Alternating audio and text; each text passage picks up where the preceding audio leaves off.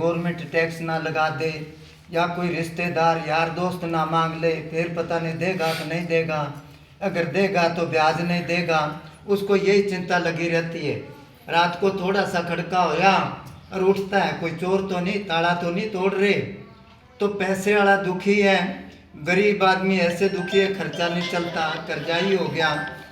Sir जो भाई वही है, उसने लिखा धनवंते दुखिया सभी, निर्धन दुख को रूप, साध सुखी सहजो कहे पायो वेद अनूप।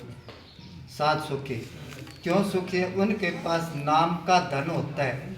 मीराबाई जो थी वो संतों के आगे नाचती थी, भजन बोलती थी, सारे परिवार के दुखी हो गए, उससे चिढ़ने लग गए, सारे खिलाफ हो गए। फिर सोचा इसको मार देते हैं, बदनामी कराती खानदान की। कभी जहर भेजे उसके लिए, कदे सांप भेजे, आपने सुना है ना, जहर भेजा मीराबाई को मारने के लिए, उसमें सांप भेजा कि हार है कि गल में डाल लेना, जब खोला तो नाग निकला, मगर उसको कुछ नहीं किया। जब ऐसी हरकतें करने लगे परिवार के, तो मीराबाई ने सोचा यहाँ रहना ही नहीं चाहिए, कहीं जाके भजन बंदगी करांगे। वो घर छोड़ के चल पड़ी।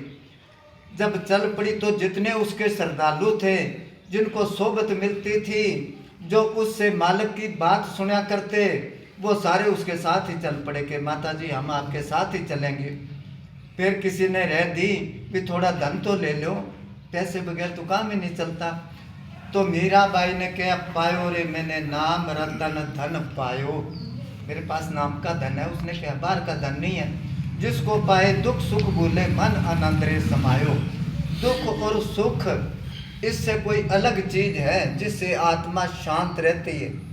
सुख कितनों को है, ऐसी लगे घरों में, कूलर लगे हैं, खाने की कोई कमी नहीं, नौकर चाकर है, मगर उनका मन शांत नहीं, रात को गोली लेके सोते हैं, वो नींद नहीं आती। जिसको पाए दुख सुख भूले मन आनंद रे समायो।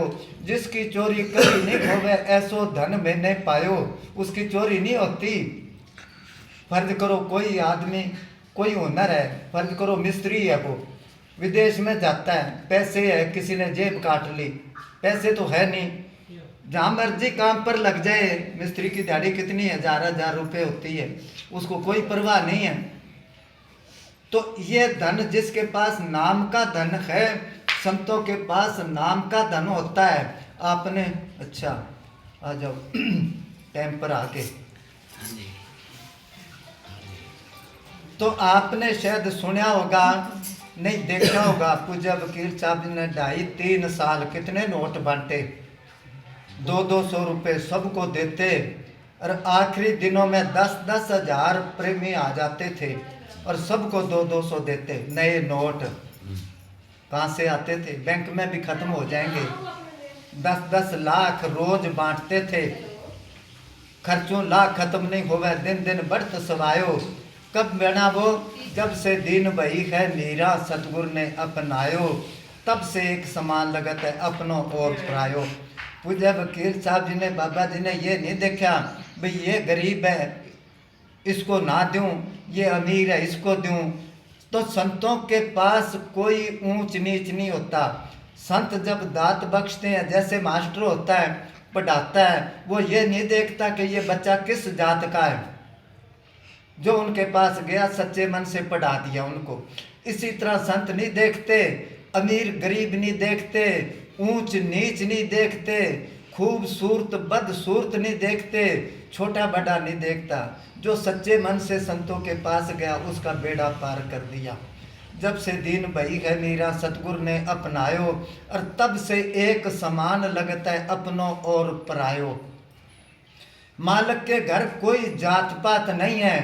अगर जात पात होती तो श्री रामचंद्र जी भीलनी के बेर ना खाते, सबको पता है ना, उसके जूठे बेर खाए, पता ही है सबको।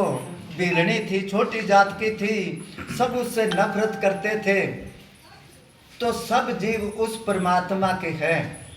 जैसे एक बाप के बेटे होते हैं कोई, बस बेटे दूर से बस बेटे बस। तो जो जात बाप की होती है वही बेटे की होएगी, जो जात परमात्मा की है वही आत्मा की होएगी। ये जात पात हम लोगों ने बना दी। यहाँ फतेहाबाद जिले में एक गांव है जांडली, छोटी बड़ी जांडली, सुना होगा। उस जगह एक जाट हो है तो मुंशी राम बोर्ड भी लगा। मुंशी राम था, हम छोटे छोटे होया करते तब उसने किताब छापी तो उसने लिखा जात पात के बारे में। पूजनीय भारत के नेता समदृषि होए ब्रह्म ज्ञानी, जात मनुष्य की एक